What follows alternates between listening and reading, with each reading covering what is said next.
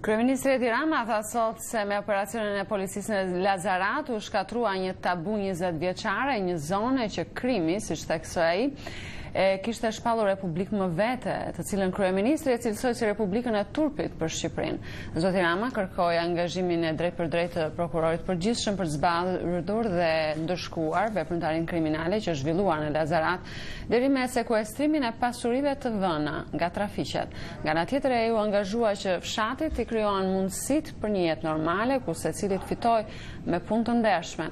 Nga Tirana njofton korrespondenti Armand Meron.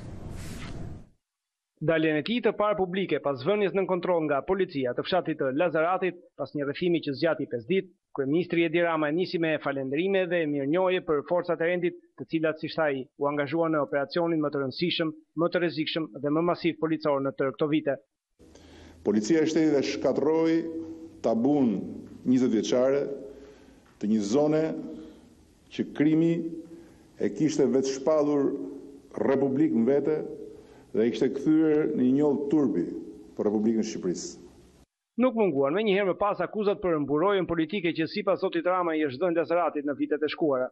Sot, pas 5 ditësh luftë me një hordhi kriminalësh të rritur në prerin e politikës dhe të lidhur ngushtë me pushtetin e deridjeshëm, ajo Republika e turpit politik dhe shtetëror nuk ekziston më. Dhe Lazarati është thjesht një fshat i Shqipërisë si mirat tjerë. E për këtë zonë, kryeministri deklaroi se do të bëhet gjithçka që komuniteti i atjeshëm të kthehet kushteve normale të jetës si çdo fshat tjetër i vendit. Zoti Rama shprehu angazhimin për të krijuar kushtet që jeta e tyre të normalizohet dhe që ai fshat që sot është njësoj si të tjerët të bëhet si të tjerët edhe përsa i takon mundësive që duhet të krijohen familjeve, që duhet të krijohen atyre që duan të jetojnë me punë të ndershme, dhe që duhet të krijohen fëmijëve të tyre për të jetuar në shtëpitë e të parëve të tyre.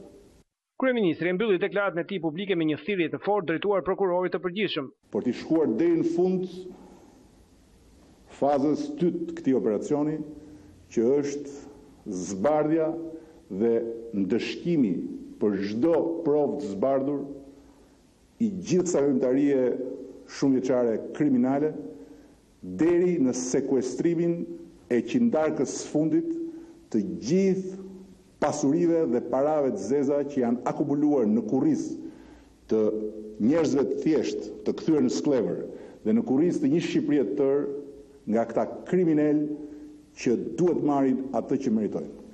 Më herët, drejtori i përgjithshëm i policisë Artan Diti, por dhe ministri i brendshëm Sajmir Tahiri kishin shprehur pakënaqësinë ndaj angazhimit të prokurorisë në Lazarat në këto momente.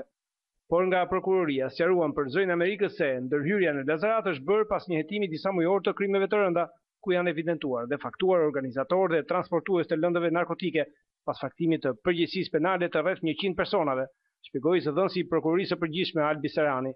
Sipas tij, roli kryesor i prokurorisë është hetimi, ndërsa vetë ngjarja mund të administrohet edhe nga oficerët e policisë gjyqësore të policisë së shtetit, të cilët më pas referojnë në prokurori. Gjithsesi, shtoi zëdhënësi, prokuroria nuk e ka lënë asnjë ditë bosh terreni këto ditë të operacionit duke drejtuar hetimin.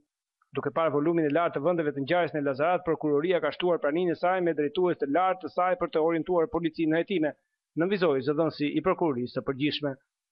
Për Zërin e Amerikës, Armand Mero, Tiranë.